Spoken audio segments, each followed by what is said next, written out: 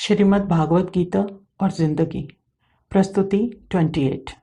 अध्याय 2। पुनर्जन्म या आत्म परिचय। जब आत्मा दूसरा शरीर धारण कर लेती है तो उस अमुक जीव के अनुसार कार्यरत हो जाती है। पुनर्जन्म की कहानियां हमें कई बार सुनने को मिल जाती हैं और ऐसी मान्यताएं भारत की संस्कृति मात्र की ही नहीं है, पूरे विश्व में इसके उदाहरण मिलते हैं। फ्लोरेंस स्थित मानसिक अस्पताल के अवकाश प्राप्त निर्देशक डॉक्टर गैस्टोन उग्रसेनी का, जिन्होंने फ्लोरेंस में एक अस्पताल खोल लिया था, उनका कहना है कि पूर्व जन्म में वे मद्रास के निकट महाबलीपुरम में एक मंदिर के पुजारी थे। वे कहते हैं कि जब वे 7 या 8 वर्ष के थे तो उन्हें एक सपना आया जिसमें उन्होंने स्पष्ट देखा कि वे एक मंदिर के पुजारी हैं। उन्होंने यह भी बताया कि उन्हें उस समय तक महाबलीपुरम के बारे में कुछ भी नहीं मालूम था, ना ही वे कहाँ के किसी व्यक्ति को जानते थे, यहाँ तक कि भारत के बारे में भी कुछ नहीं जानते थे। उन्होंने बताया कि एक बार उनको भारत आने का अवसर मिला और वे पहली बार महाबलीपुरम के मंदिर गए। वहां पर बहुत सुंदर मंदिर थे और ऐसा लगता था कि कुछ मंदिरों में वे पहले भी गए थे। डॉक्टर साहब ने उस मंदिर को देखते ही पहचान लिया।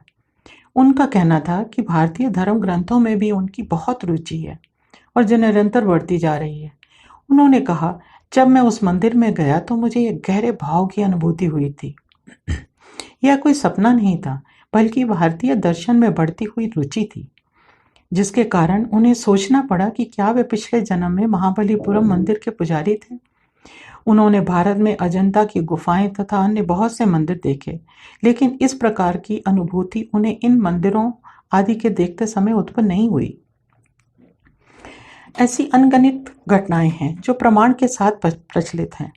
इसलिए जब ऐसी घटनाओं के बारे में चर्चा करते हैं या पढ़ते हैं या सुनने में आती हैं, तो हमें एक बात पर विचार करना चाहिए कि किस तरह लोग किसी अनजान जगह या वस्तु का विस्तृत वर्णन कर सकते हैं, जबकि वे वहां कभी गए ही नहीं। वे वहां की भाषा और संस्कृति भी नहीं जानते, फिर भी वे अमुक स्थान या व्यक्तियों से परिचित होने का दावा करते हैं। यहीं आकर हमारी सोच परिवर्तित होने लगती है। वो क्या है जिसके बल पर हम चलते फिरते, बोलते, सुनते और अनेकों कर्म करते हैं, अच्छा और बुरा पहचान पाते हैं? वो क्या है जिसके ना रहने पर शरीर का कोई मोल नहीं रह जाता और उसकी अंतिम क्रिया कर उसे जला या दफना दिया जाता है? वो कुछ तो था जिसकी आभा से शरीर जीवित था और जिसके ना रहने पर संज्ञाहीन है, भावनाहीन है, पीड़ा से परे और विचारों से शून्य है। तो जो भी है वो अब वहां नहीं है, तो फिर कहीं तो होगा। शायद यही आत्मा है, शायद यही दूसरे शरीर की खोज में चल पड़ती है। शायद यही वह तथ्य है जिसे श्री कृष्ण कुरुक्षेत्र में अर्जुन को समझाने के लिए उद्धत हुए। अर्जुन को मोहपाश से निकालने के लिए उसे समझाना आवश्यक था कि यदि हम आत्मा की दृष्टि से देखें तो शोक करने का कोई कारण दिखाई नहीं देता। शरीर रहे ना रहे, पर आत्मा तो सदैव रहेगी और यह मान लेना ही उचित होगा कि मैं आत्मा हूं और शाश्वत हूं।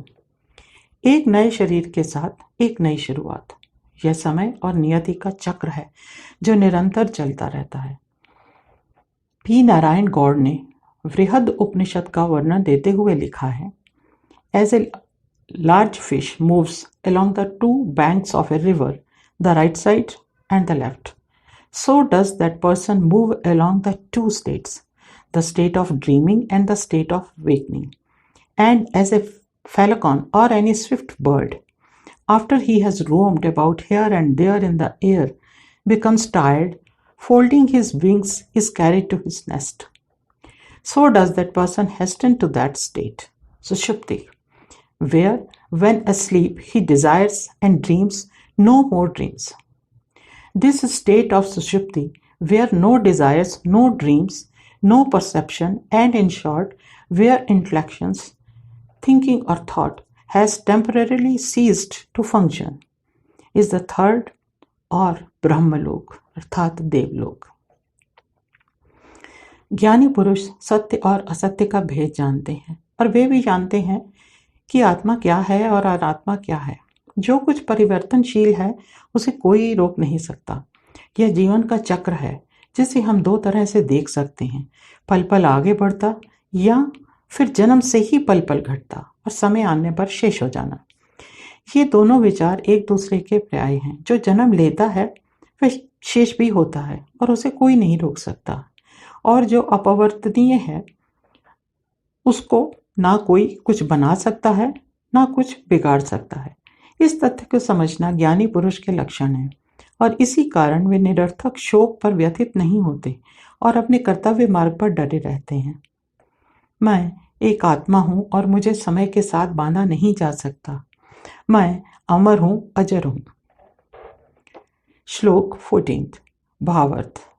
हे कौन्तेय, इंद्रियों और विषयों के संयोग शीतल उष्ण और दुख सुख के देने वाले हैं।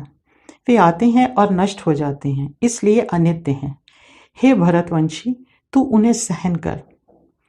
किसी वस्तु विशेष या व्यक्ति विशेष की पहचान उसके दिए गए नाम से होती है और दूसरी दिए जा रहे विशेषण से। जो वस्तुएं प्राणहीन हैं वो अपनी योग्यता, पात्रता और उपयोगिता के आधार पर अपना नाम पाती हैं, और वो भाषा, स्थान या आकार के आधार पर होता है। एक ही वस्तु के भाषाओं में भिन्नता होने के कारण कई नाम हो सकते हैं, पर उनका अर्थ एक ही होता है। अन्य जीवधारी भी अपने नाम के कारण जाने जाते हैं। किसी नाम से उच्चारण जीव का चित्र आंखों के सामने आ जाता है, परंतु मानव जाति में नाम ही एकमात्र परिचय नहीं है। नाम माता पिता की भावनाओं का द्योतक है। किसी भी व्यक्ति को हम उसके कर्मों से पहचानते हैं, उसकी विशेषताओं से पहचानते हैं, उसके परिवार के, कुल के, कबीले के नाम व लक्षणों से पहचानते हैं। गीता में अर्जुन को कई बार भिन्न भिन्न नामों से संबोधित किया। इसका उद्देश्य भी यही था कि वो कृष्ण को बात ध्यानपूर्वक सुने। ठीक उसी तरह जैसे कोई माँ अपने बालक के गुणों का बखान कर उसका ध्यान अपनी तरफ खींच लेती है, ताकि बालक उसकी बात को ध्यानपूर्वक सुने, समझे और तदनुसार कार्य करे।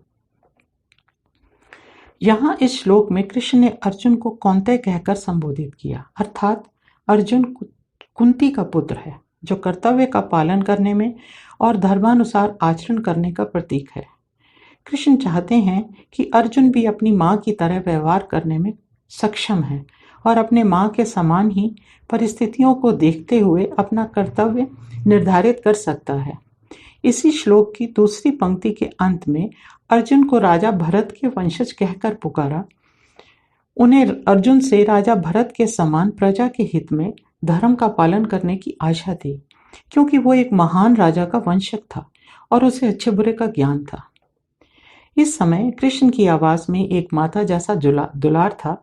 जननी जब जब अपने बच्चों को कोई बात समझाती है तो उसके अंदर निहित गुणों का बखान करती है, उसकी क्षमता की सराहना करती है। वो इसलिए कि बालक को अपनी माता पर सबसे अधिक विश्वास होता है और वो उसकी बात पूरे ध्यान से सुनता है और मानता भी है। इसी तरह गुरु और शिष्य के बीच का संबंध भी होता है। शिष्य को सदा इस बात पर विश्वास होता है कि गुरु उसे जो भी शिक्षा देता है वो उसके कल्याण के लिए ही होती है, और जो भी आदेश देता है उसका पालन करना शिष्य का कर्तव्य है, क्योंकि इससे भी शिष्य का कल्याण ही होता है। यहाँ इन क्षणों में अर्जुन अपने सारथी कृष्ण को अपना गुरु धारण कर चुके हैं और कृष्ण भी अपना उत्तरदायित्व ही निभा रहे हैं। वैसे यदि गौर से समझने का प्रयत्न करें तो कृष्ण को केवल मार्गदर्शक माना था अर्जुन ने, गुरु नहीं। यदि पूरी तरह से गुरु मान लिया होता तो कृष्ण के कहते ही युद्ध के लिए तत्पर हो जाता, तरह तरह के प्रश्न ना पूछता और ना ही उसके मन में शंकाएं उठती।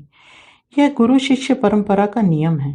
इसलिए ऐसी परिस्थिति में मैं श्री कृष्ण को एक गुरु ना मानकर एक मनोवैज्ञानिक सलाहकार अधिक मानती हूँ। आप स्वयं भी इस बात पर विचार करके देखें। धन्यवाद। नीरव हसीन।